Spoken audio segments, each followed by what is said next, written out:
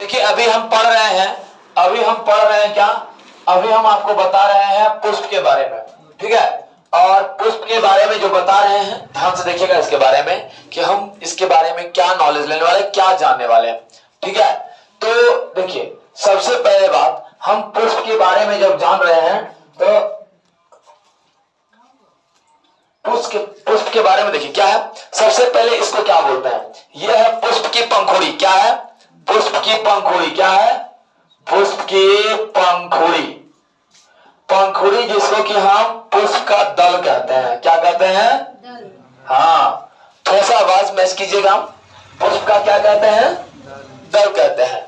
अब देखिए पुष्प के दल के साथ ये है हमारा वर्तिका। क्या है? वर्तिका। क्या है? वर्तिका। और वर्तिका देखिए ये क्या है हमारा? वर्तिका। वर्तिका क्लियर है? वर्तिका और ये है वर्तिकाग्र। क्या है? वर्तिकाग्र। वर्तिकाग्र, ठीक है। ये है वर्तिका और ये है वर्तिकाग्र। क्लियर है? आप आइए स्टार्ट है। तो अभी क्या है, अभी आपको हम ये बताए, ये इसका जो है ये क्या है, इसको बोलते हैं हम लोग, ये दल जो है पंखुड़ी, बाह्य पंखुड़ी, बाह्य पंखुड़ी, बाह्य पंखुड़ी बोलेंगे, बाह्य पंखुड़ी बोलेंगे, ठीक है। या इसको बोल सकते हैं हम लोग क्या, बाह्य पंखुड़ी बोलिए या बाह्य दल बोलिए। क्या बोलिएगा? हाँ, बाह्य दल। देखिए बाह्य पंखुड़ी या बाह्य दल, बाह्य दल, बाह्य पंखुड़ी या बाह्य बाह्य दल, बाह्य पंखुड़ी या बाह्य दल, ठीक है। आप इस चीज को जानिए। अब देखिए बाह्य पंखुड़ी और बाह्य दल के साथ, देखिए इसको अंत तक जरूर देखिएगा, अंत तक इसको अच्छा से समझ लीजिएगा तभी समझ में आएगा, क्योंकि अभी हम आपको नेचुरल फ्लावर के साथ बताने वाले हैं। पहले आप इस पे प्रैक्टिकल देखिए, फिर नेचुरल फ्लावर के साथ आपको प्रैक्टिकल देंगे। क्लियर है? नेचुरल फ्लावर के साथ आपको छोटा सा प्रैक्टिकल देंगे जहां आप जानिएगा इसके बारे में। क्लियर? तो सबसे पहले आप इसको देखिए। तो ये बाह्य दल हुआ, यहां जो है इसका अंडक तैयार होता है, ठीक है। इस चीज का अंडक तैयार होता है यहां पे, ये अंडक है। अंडक बोलिए, अंडाशय बोलिए, अंडाशय, ठीक है। अंडाशय बोलिए या अंडक बोलिए। क्या बोलिए? अंडक, ठीक है। अंडक या अंडाशय। अब देखिए अंडक या अंडाशय ये यहां होता है। कहां होता है? इस जगह पर, ठीक है। ये इसका अंडक या अंडाशय है। अब देखिए यहां ये हमारा जो है ये पराग है, ठीक है। ये पराग है और ये वर्तिका में जो लगा हुआ हिस्सा है इसको कहते हैं तंतु। क्या कहते हैं? तंतु। इस तंतु से ही हमारा जुड़ा होता है पराग। तंतु से ही जुड़ा होता है पराग। तंतु से क्या जुड़ा होता है? पराग। तंतु, ये है हमारा तंतु। क्लियर है? तंतु से क्या जुड़ा होता है? पराग। और ये है छोटा छोटा क्या? पराग। क्या है? और बड़ा लिखे पराग। दिख रहा है पीछे वाले को? ये है पराग। और इस वर्तिकाग्र में जो ये है कोष पराग का, ठीक है। ये क्या है हमारा? ये वर्तिकाग्र पर जो है हमारा पराग कोष टाइप का है। इस पूरे को बोलते हैं पराग कोष। क्या बोलते हैं? पराग कोष। क्या बोलते हैं? पराग कोष। हम पराग कोष कहने का मतलब, कोष मतलब होता है जहां एकत्रित होकर के रहता है। तो पराग हमारा यहां एकत्रित रूप में है, इसलिए इसको क्या बोल रहे हैं? पराग कोष। अब देखिए हम इस चीज का जो रचना है ये आपको अच्छे से बताते हैं। देखिए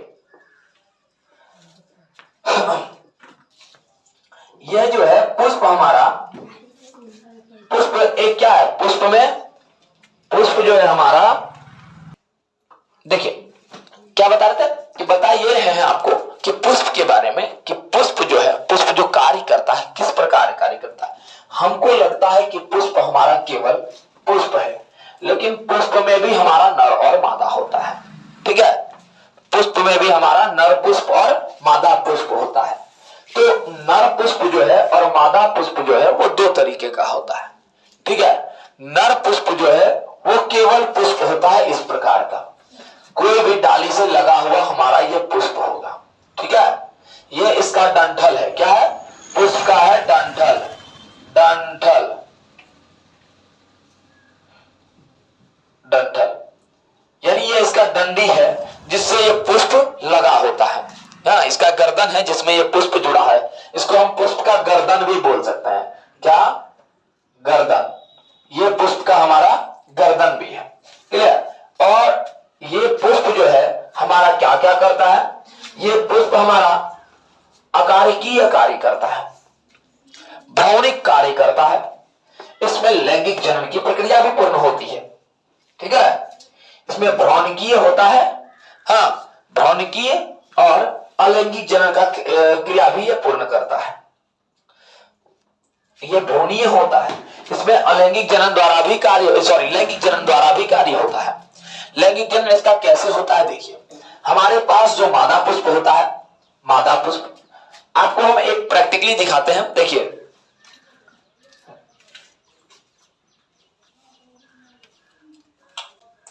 देखिए आपको दो पुष्प हम दिखा रहे हैं। ठीक है, दो पुष्प में हम मानते हैं एक पुष्प को नर पुष्प, एक पुष्प को मादा पुष्प। ठीक है, मानते हैं।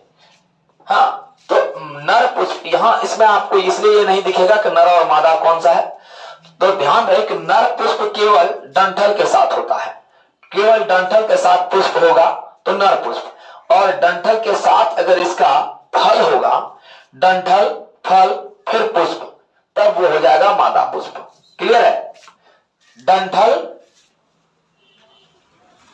डंठल, बोलो, फल, पुष्प, डंठल, फल, पुष्प, ये हो गया मादा। और केवल डंठल और पुष्प होगा, डंठल और पुष्प होगा तो ये हो जाएगा क्या? केवल डंठल और पुष्प होगा तो नर पुष्प। हमारा इसमें भी निषेचन का क्रियापूर्वक होता है। ठीक है, जनन के लिए, हमारा जनन के लिए इसमें भी निषेचन होता है, लेकिन ये निषेचन कई प्रकार से पूर्ण होता है। ठीक है, जैसे कि निषेचन के लिए हम जान लेते हैं क्या, कौन कौन से निषेचन को हम जान लेते हैं। जैसे हम बोल देते हैं वायु के द्वारा निषेचन होता है, कीट के द्वारा निषेचन होता है, और जल के द्वारा निषेचन होता है, और है, ध्यान में लाइए, आप जो बोलिएगा वही बोलेंगे, यही की दिक्कत है ना। तो और अन्य प्रकार द्वारा हमारा जो है निषेचन पूर्ण होता है। धीरे धीरे आपको अगले वीडियोस में और सब बताएंगे। ठीक है, अभी हम आपको जो बता रहे हैं बस ये देखिए, पुष्प का अभी जो है हम आपके आगे के बारे में बता रहे हैं कि आपका बेसिक नॉलेज पुष्प के बारे में दिख रहा है। तो क्या है कि ये पुष्प हो, ये पुष्प हो, किसी भी पुष्प से हम आप इसके बारे में बताते हैं। देखिए, हमारे पास जो पुष्प है, हमारे पास जो पुष्प है, हमने इसमें आपको दिखाया क्या? डंठल। ये है पुष्प का डंठल, ये जो पुष्प है उसका ये डंठल हो गया। ठीक है, उसके बाद यहां पुष्प का हो गया हमारा अंडाशय, जिसको अंडक कहते हैं। यह है पुष्प का अंडाशय। पुष्प के अंडाशय के ठीक ऊपर हमारे पास क्या है? उसके पास बाह्य पंखुड़ी है, जिसको कि ये पंखुड़ी कहते हैं। ये हमारे पुष्प का बाह्य पंखुड़ी हो गया। देखिए, ये फाड़ के दिखा रहे हैं आपको। देखिए, ये हमारे पुष्प का बाह्य पंखुड़ी हो गया। ये जो हरा वाला दिख रहा है, ये पुष्प का हमारा बाह्य पंखुड़ी है। क्लियर? पुष्प का ये बाह्य पंखुड़ी हो गया, और ये पुष्प का मेन पंखुड़ी हो गया। ठीक है, ये पुष्प का मेन पंखुड़ी। ये हमारा हो गया पुष्प का क्या? ये पुष्प का वर्तिका हो गया। ये पंखुड़ी हो गया, ये मेन पंखुड़ी, और ये पुष्प का वर्तिका। वर्तिका के साथ जो ये है क्या, ये वर्तिका के साथ जो है ये क्या, इसको बोलेंगे वर्तिकाग्र। ये वर्तिका, ये पूरा क्या, वर्तिका, और वर्तिका के साथ जो आपको ये दिख रहा है, ये हो गया क्या, वर्तिका दिख रहा है, ये हो गया हमारा वर्तिकाग्र। क्लियर? और वर्तिकाग्र के साथ जो आपके पास ये दिख रहा है, यही है परागकोश। ठीक है, ये क्या है, ये जो मंजर के जैसा दिख रहा है आपको, यही है परागकोश। क्लियर, ये क्या है, परागकोश। वर्तिका, वर्तिकाग्र, यह है वर्तिका, यह है वर्तिकाग्र और यह है परागकोश। ठीक है, देखिए इस वाले में आपको उसी प्रकार समझाते हैं। इस वाले में आपको वर्तिकाग्र अच्छा से दिख रहा है, ये वर्तिका, ये परागकोश और ये वर्तिकाग्र। ठीक है, दिख रहा है वर्तिकाग्र, ये देखिए गाढ़ा जैसा लाल जैसा जो दिख रहा है, यही आपका इसमें वर्तिकाग्र है। क्लियर, यही वर्तिकाग्र है और जिसमें ये परागकोश लगा हुआ है यही तंतु है। ये जो रेशेदार दिख रहा है ये है तंतु, दिख रहा है, ये जो रेशेदार दिख रहा है ये क्या है, तंतु। ये रेशेदार वाला हिस्सा जो दिख रहा है जिसमें कि ये लगा हुआ है पीला पीला पराग, ठीक है, जिसमें ये आपका पीला पीला पराग लगा हुआ है, जिससे पीला पीला पराग जुटा हुआ है, इसी को कहते हैं हम लोग तंतु। क्या कहते हैं, तंतु। समझ में आ गया। तंतु के आगे में आपको हमने क्या देखिए, देखिए ये तंतु जो है अपने आपस में किस, देखिए किस प्रकार जुट रहा है, ये हम इसको जुटा नहीं रहे, क्या है ये जैसे इसमें सट रहा है तो सटने के बाद ये इस प्रकार से जुट रहा है। ठीक है, तो लगता है कि ये एक मीटिंग टाइम इसका इसी से होता है, इसके पराग से ही इसका मीटिंग टाइम होता है।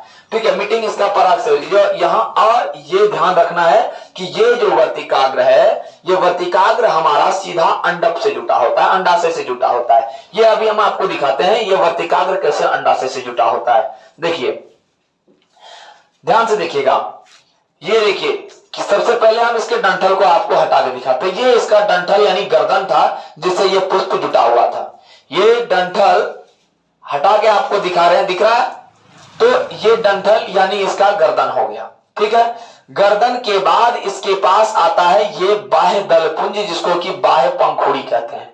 ये हो गया बाह्य दलपुंज जिसको कि हम लोग बाह्य पंखुड़ी कहते हैं, दिख रहा है, ये हो गया, ये हरा वाला जो पलटा दिए ये हो गया हमारा बाह्य दलपुंज जिसको हम क्या कहते हैं, बाह्य पंखुड़ी कहते हैं। और बाह्य पंखुड़ी को हटाने के बाद देखिए इसको हम हटा दिए, हट गया। अब इसके पास हमारे पास ये बचा दलपुंज, ये देखिए दलपुंज, ये दलपुंज एक एक करके हम आपको हटा देते हैं। ये हो गया हमारा दलपुंज, दिख रहा है, ये दलपुंज हो गया। और अब देखिए दलपुंज के साथ केवल हमारा वर्तिकाग्र और एक दल बचा। दलपुंज से हम दल को हटा देने पर हमारे पास क्या बचा, केवल क्या बचा, वर्तिका और एक दल। अब इस दल को भी आप क्लियर करके हटा दीजिए, देखिए दल का कहानी खत्म। ठीक है, अब इस दल के बाद हमारे पास क्या बचता है, एक हमारे पास वर्तिका बचा और वर्तिका के अंदर जो है हमारा क्या, वर्तिका के अंदर जो तंतु है वो बचा, वर्तिका के अंदर जो तंतु है हमारा वो बचा, जिसमें कि हमारा वर्तिका का अंदर वाला तंतु जिसको कि वर्तिकाग्र का हिस्सा बोलते हैं, ये वाला तंतु बचा। वो तंतु अभी हम आपको दिखाएंगे। देखिए ये क्या है, इसको हम हटाते हैं।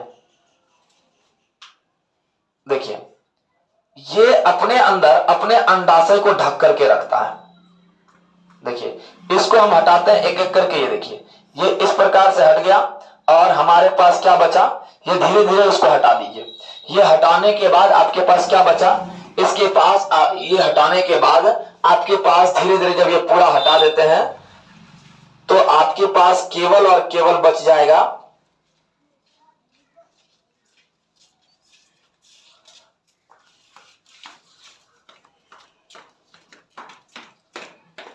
देखिए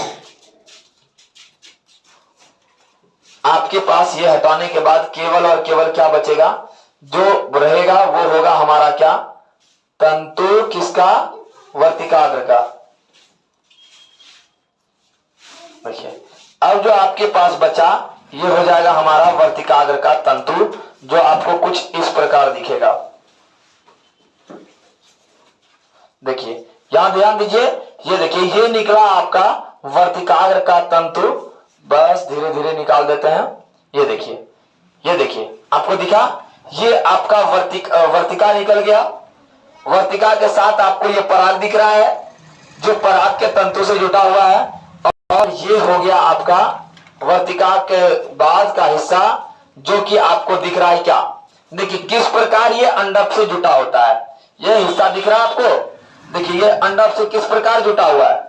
ये वर्तिकाग्र जो है आपके अंडक से जुटा हुआ है, और यही आपका जो है कार्य करता है। जब मधुमक्खियां या कोई भी कीट आती है और आते हैं या इस पे बैठते हैं, ठीक है, तो वो इसी अंडक में जा करके अपना सोंग धसा करके, सोंग डाल करके इसके रस को पीते हैं, ठीक है, और इसके ऊपर बैठते हैं और इसका पराग जो है उसके पैर में लग जाता है और फिर वो दूसरे पुष्प पे जाकर के बैठते हैं, तो उसके साथ ही उसका निषेचन संभव हो जाता है। समझ में आया? तो ये हमारा यहां से ही उसका निषेचन भाग है। समझिए कि देखिए ये इसका फल हो गया। अब अगर ये पराग का हिस्सा जा करके अगर कोई भी कीट दूसरे पुष्प में नहीं देगा तो ये फल जाकर के बड़ा नहीं होगा। क्लियर? ये फल नहीं बढ़ेगा। फल बढ़ेगा तभी जब वो कीट उसमें आएगा और दूसरे पुष्प का पराग देगा, तो वो अगला पुष्प जो होता है नर पुष्प होता है और दूसरे पुष्प में जाकर उसका पराग देता है। तो क्यों? क्योंकि हमारा जो है ये इसमें जो पराग और अंडक जो है, इसमें जो अंड है वो तभी जाकर के विकसित होता है। क्लियर? और तब ये एक फल, एक बड़ा परिपक्व फल बनता है जिसको कि हम लोग यूज आजकल करते हैं। ठीक है, सदियों से यूज करते आ रहे हैं, उपयोग करते हुए आ रहे हैं। ठीक है, तो ये आजकल इसी प्रकार से इसका उपयोग करते हैं। क्लियर? समझ में आया? इसमें किसी को और कोई जानकारी चाहिए? और कोई जानकारी चाहिए किसी को? इसके एवज में और कोई जानकारी चाहिए? अगर किसी को यहां तक समझ में नहीं आया तो वो पूछ सकते हैं। आगे पीछे सभी को दिख रहा है ना? समझ में आया? अब देखिए थोड़ा सा आगे इस तंतु को हम यहां से हटाते हैं। देखिए हट गया। अब इसमें जो बचता है इसको अगर हम निकालते हैं, देखिए इसमें छोटा छोटा कई बीज होता है। देखिए इसमें छोटा छोटा कई प्रकार का बीज होता है। दिख रहा है? देखिए दानेदार बीज इसमें दिखेंगे आपको। देखिए ये छोटे छोटे कई दानेदार इस प्रकार के बीज दिखेंगे। हाँ, ये छोटे छोटे दानेदार बीज आपको दिख रहे हैं? हमारे उंगलियों पे दिख रहे हैं? दिख रहा है? तो ये छोटे छोटे जो दानेदार बीज हैं वो इसी अंडक में मिलते हैं। ठीक है, ये छोटे छोटे कई दानेदार बीज इसी अंडक के अंदर मौजूद होते हैं जो आगे बढ़ने के लिए सक्षम होते हैं। सेम इसी प्रकार का प्रजनन और जनन का क्रिया मनुष्यों में भी होता है जैसे पुष्पों में है। बस केवल इसमें मध चक्र होता है। ठीक है, और पुरुषों में ऋतुस्राव होता है। ठीक है, जिसको मासिक चक्र कहते हैं। इसमें मध चक्र और पुरुषों नहीं, मतलब मनुष्यों में हमारा ऋतुस्राव यानी मासिक चक्र होता है और पादपों में मध चक्र होता है। क्लियर? क्लियर? समझ में आ गया? बस आज के लिए इतना ही। मिलते हैं अगले वीडियो में। और कुछ जो हम इसमें आपको बताए थे कि क्या बताए अभी तक हम आपको इसमें बताए ये किस किस प्रकार से काम करता है। तो हम इसमें से ये जाने, ये देखिए एक पुष्प में आपका नर और मादा दोनों अंडक, नर पुष्प भी है और मादा पुष्प भी है। इसमें नर पुष्प भी है और मादा पुष्प भी है। क्लियर? कोई दिक्कत? इसमें नर पुष्प भी है और मादा पुष्प भी है।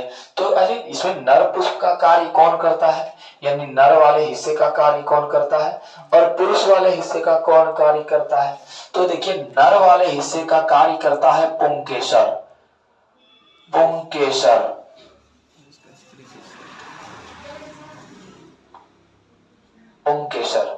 ठीक है, पुंकेसर हमारा दो चीज मिलकर के बनता है पुंकेसर। एक हमारा पराग, दो चीज, तीन चीज भी बोल सकते हैं। ठीक है, पराग, ठीक है, पराग और पराग का तंतु। ठीक है, पराग और पराग का तंतु, पराग तंतु, पराग कोश, तंतु और पराग कोश। ये हमारा जो है पराग कोश बोले, पराग बोले, पराग कोश में पराग रहता ही है। ठीक है, तो आप पराग कोश बोले, अगर कहीं आपको पराग कोश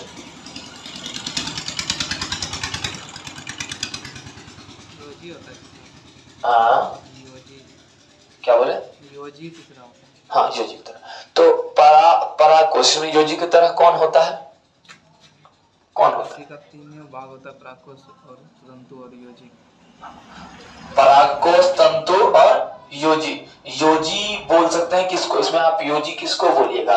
इसको पंखुड़ी या दल बोलते हैं ना, उसी प्रकार इसमें योजी मतलब एक संयोग जो रहता है उसी की तरह कार्य कर। देखिए ये हमारा क्या हो गया? पराग, तंतु और परागकोश। अब जब बुक पलटाइएगा 10th के बुक में आपको मिलेगा, ठीक है ना, कि ये परागकोश है, हाँ ये तंतु है, ठीक है, और ये पराग है। तो ये तीन मिल करके हमारा पुंकेसर का निर्माण करता है। ध्यान रहे, पुंकेसर। अब बारी आती है स्त्री केसर की। स्त्री केसर, स्त्री केसर। आप फिर से एक बार ध्यान देने रहोगे। देखिए क्या क्या? पराग, तंतु। तंतु और तंतु के रूप में कौन तंतु और तंतु हुआ? ये वर्तिका है, और ये वाला जिसमें कि पराग जुटा हुआ है वो तंतु है। ये पराग जुटा हुआ है जिसमें, किसमें जुटा हुआ दिख रहा है ना? तो इसमें जिसमें पराग सटा हुआ होता है वो हो गया तंतु, और जिसमें तंतु जुटा हुआ है उसको बोलते हैं वर्तिका, ठीक है। और जो वर्तिका के अंदर जो रहता है उसको बोलते हैं वर्तिकाग्र। याद रह जाएगा, वर्तिका जो जिसमें कि पराग जुटा हुआ है, पराग का तंतु जिसमें सटा हुआ होता है उसको हम बोलते हैं क्या? वर्तिका। क्लियर? समझ में ना बेटा? तो जिसमें हमारा पराग सटा हुआ है उसको बोलते हैं तंतु, और जिसमें तंतु सटा हुआ है उसको बोलते हैं वर्तिका, और वर्तिका के अंदर छुपा होता है वर्तिकाग्र का भाग। ठीक है, समझ में आया? हमारा ध्यान रहे कि ये 3 बोले 2 बोले, इसी बात एक ही है। अब स्त्री केसर की बात कर रहे थे, स्त्री केसर की बात कर रहे थे। स्त्री केसर यानी हमारा स्त्री का भाग है। अब देखिए स्त्री केसर को हम बोल सकते हैं हमारा वर्तिकाग्र। दिख रहा है? देखिए हम उधर लिख देते हैं आपको। देखिए आप ध्यान दीजिए, स्त्री केसर, स्त्री केसर के अंदर जो ये हमारे मादा के लिए है, और स्त्री केसर में हमारा जो रहता है क्या क्या रहता है? वर्तिकाग्र, वर्तिका और अंडाशय या अंडक जिसको बोलते हैं। क्या क्या? वर्तिकाग्र, वर्तिकाग्र, ठीक है, वर्तिका प्लस वर्तिका प्लस अंडाशय, अंडप, अंडप बोले या अंडाशय बोले।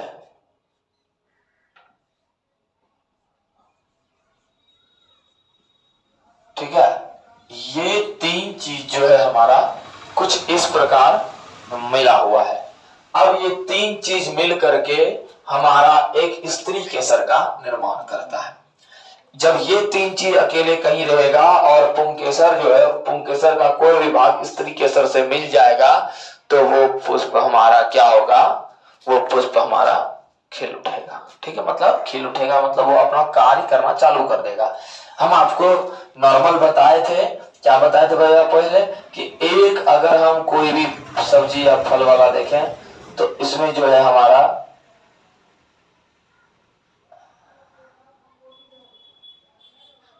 ये हो गया हमारा मादा पुष्प। ये फिगर आपके मादा पुष्प का है। ठीक है, मादा पुष्प हो गया। इसमें ये क्या हो गया? ये इसका डंठल हो गया। क्या हो गया? डंठल। और ये हो गया क्या? फल, जिसको कि बाती बोलते हैं। बाती, हाँ गांव के भाषा में इसको हम बाती बोलते हैं। ठीक है, ये फल और ये फूल, ये फूल। तो अब फूल और ये इस जब ये रहेगा एक बचपन स्त्री पुष्प।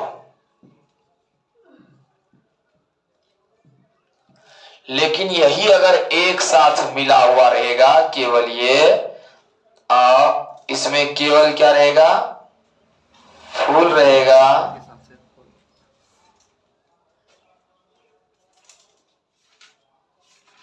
केवल ये फूल रहेगा, तो ये हो गया पुरुष पुष्प।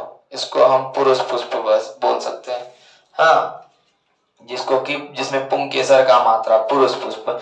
ये नॉर्मली आपको, आप जरा ये देखिए परवल, परोल, यानी लौकी वगैरह के, कद्दू वगैरह के फसल में आपको आसानी से समझ में आ जाएगा।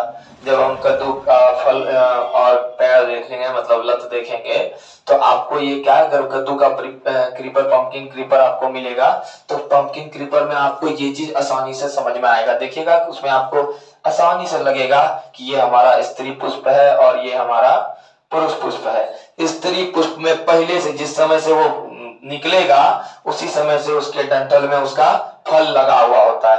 और ये भी ध्यान दीजिएगा कि वो सारा फल हमारा बड़ा नहीं होता है। क्यों नहीं होता है? क्योंकि उसका पराग जो है, हाँ, पुरुष पुष्प से नहीं मिल पाता है। तो इसका पराग अगर इसके पराग में आएगा, तभी ये जाकर के निषेचित होगा, और जब ये निषेचित होगा, तभी ये जाकर के एक फल बनेगा, यानी परिपक्व होगा, तभी यहाँ फर्टिलाइजेशन का कार्य प्रारंभ होगा। ठीक है, ऐसे फर्टिलाइजेशन नहीं होगा। समझ में आया? कोई दिक्कत बेटा? समझ में आ गया ना? बहुत अच्छे। तो ये हमारा है पुरुष पुष्प, इस प्रकार।